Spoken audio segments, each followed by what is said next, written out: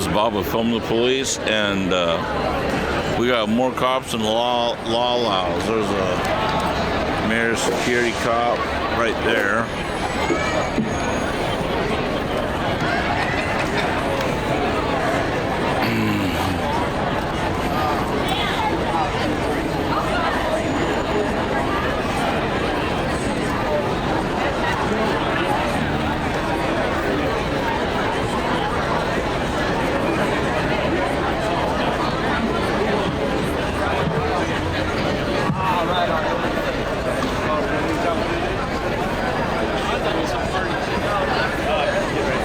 You see Lion Teddy? Where'd he go? He's right behind this guy with the backpack. Oh, okay.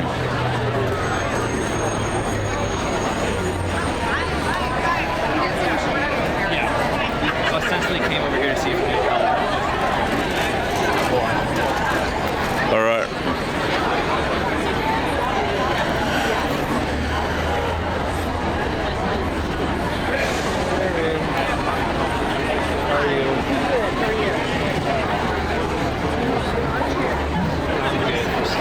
Especially this man's got my briefcase. For the Portland Police.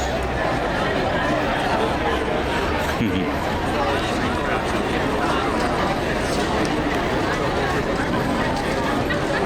down over here a little bit. Check it out, Bob. I know. Can you give me a ride after this? Can you give me a ride after this? Yeah.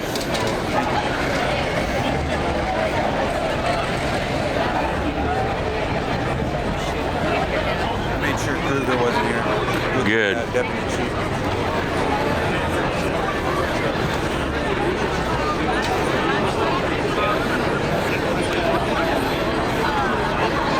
Protest must be huge.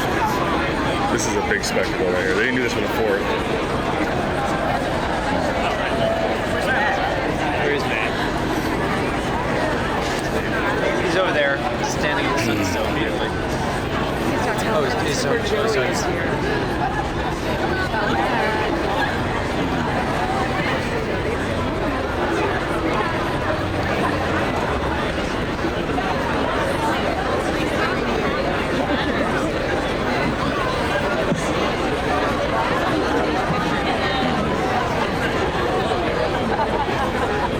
I wonder what that little sign is. It says your silence will not protect you. I wonder what she's talking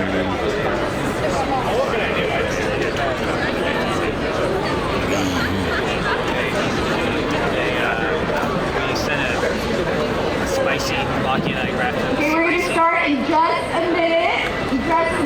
Everyone, can you gather around? Anyone sitting down?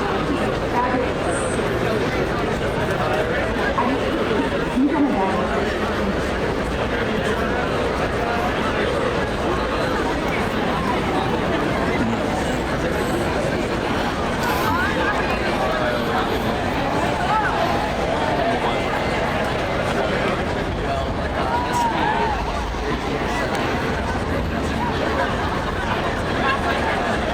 Hey Jones, how you doing?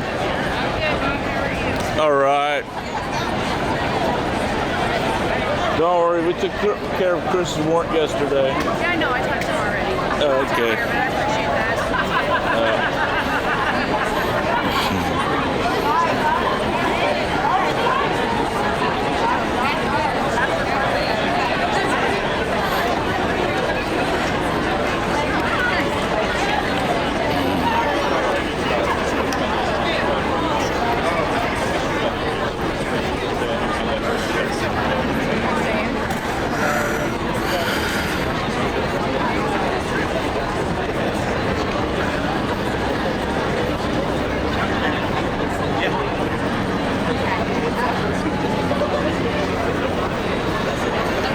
What was the signage?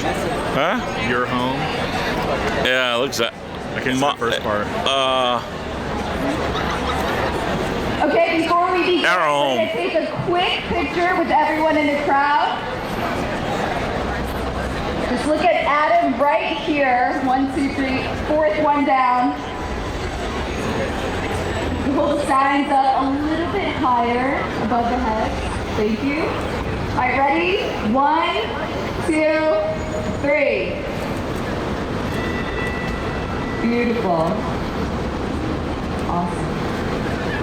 Our city, our We're going to home. kick off with Laura John, who's going to give our tribal land acknowledgement.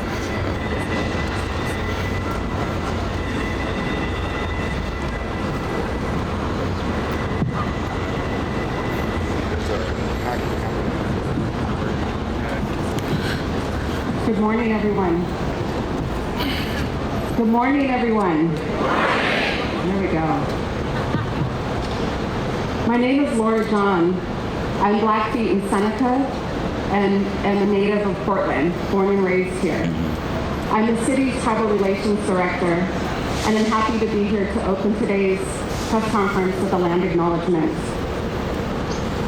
The city of Portland and the metro region are located on the traditional homelands of many people, including and not limited to the Multnomah, Cathlamet, Clackamas, which are bands of the present-day Chinook tribe, the Molalla and Tualatin Kalapuya, which are two of the current-day 26 bands and tribes of the Confederated Tribes of Grand Ronde, bands and tribes of the current-day Confederated Tribes of Warm Springs, Cowlitz, and many other indigenous nations who also made their home and seasonal camps along the Columbia, Willamette, Clackamas, and Sandy rivers.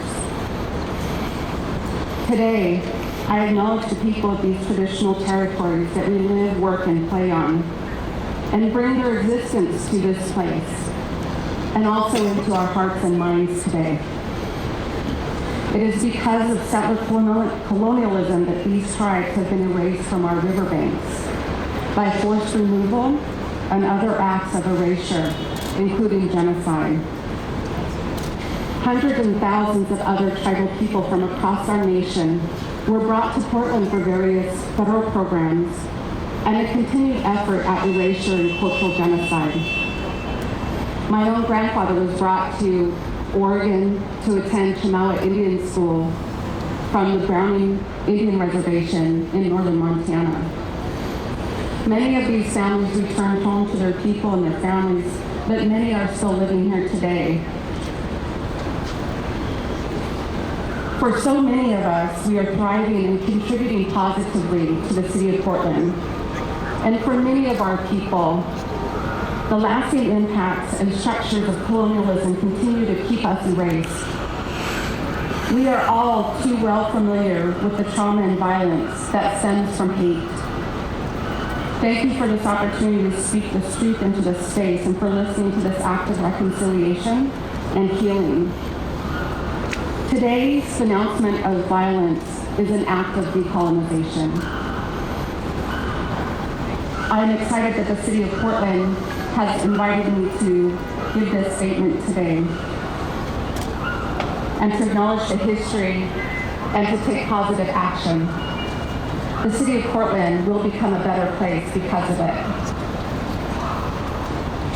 I wanted us to all take just a moment of silence to acknowledge those that have been impacted by violence, who are suffering today, whether it's something that has happened recently or something that has happened in the past. We could just take a moment of silence, please.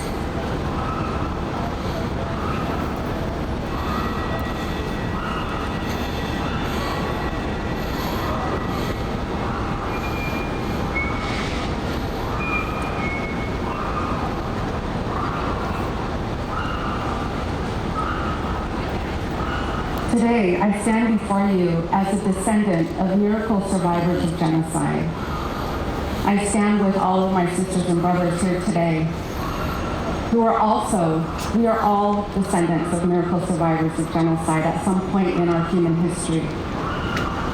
Survivors of not only genocide, but also racism and oppression. Thank you. I welcome you to our tribal homelands.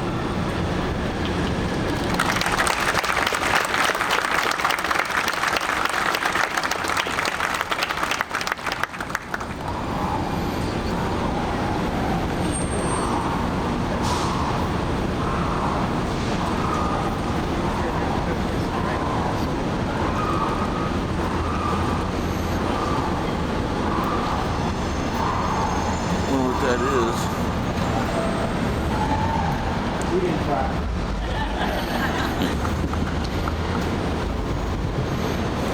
Good morning, everyone. Thank you for being here. Thank you for coming together and standing in the hot sun to deliver an important message.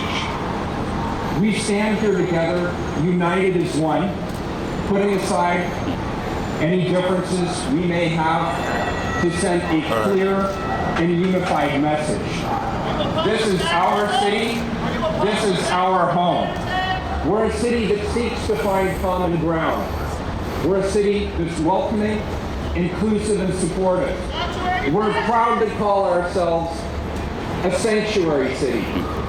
We're a city that has each other's backs. These are our values. We stand in opposition to the rising national tide of hate, intolerance, bigotry, and white supremacy, especially against rhetoric aimed at women, people of color, and immigrants.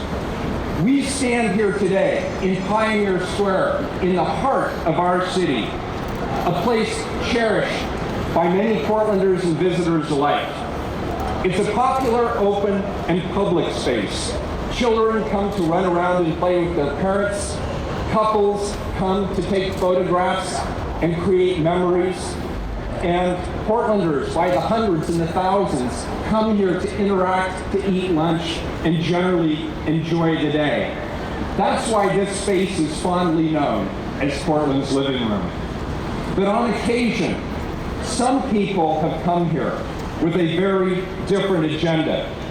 They've started using our square and the rest of our downtown as a place to spread their hate and intolerance, to spread their fear, and on occasion, to perpetrate acts of violence.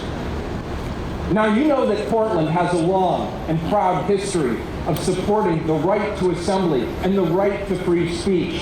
It's ingrained in our DNA. It's part of Portland's soul. We protested war. We protested hate. We protested racism. We protested sexism, and we have long been at the forefront of activism in this community. But in the last years, as you're all aware, things have started to take a darker turn. People have been abusing that right, using the guise of free speech to commit acts of violence. Violence is not a civil right. Right now, we're all witness to a national rhetoric that has whipped racialized violence into a frenzy, causing harm, causing pain, causing fear for many people here in our community. So hear me loud and clear.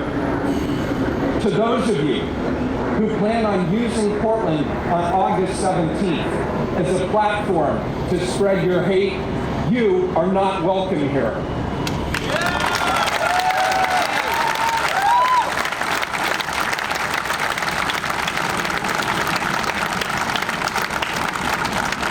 To those who promote violence during otherwise peaceful demonstrations, you are not welcome here.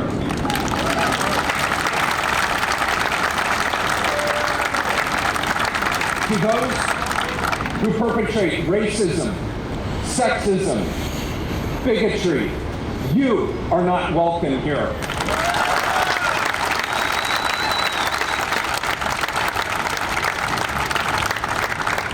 And to any white supremacists who are planning on coming to our community on August 17th, you are not welcome here.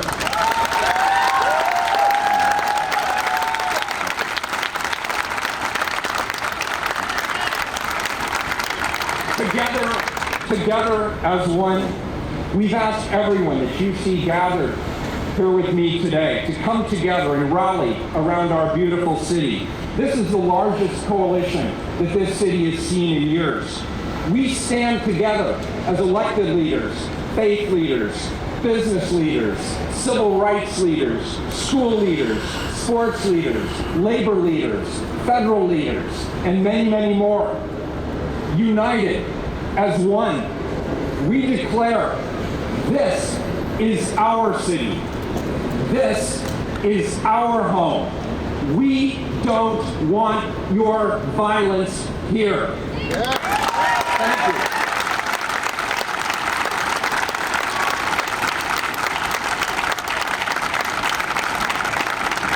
There's Haley. Now my pleasure to introduce the first of my colleagues, Commissioner Amanda Fritz.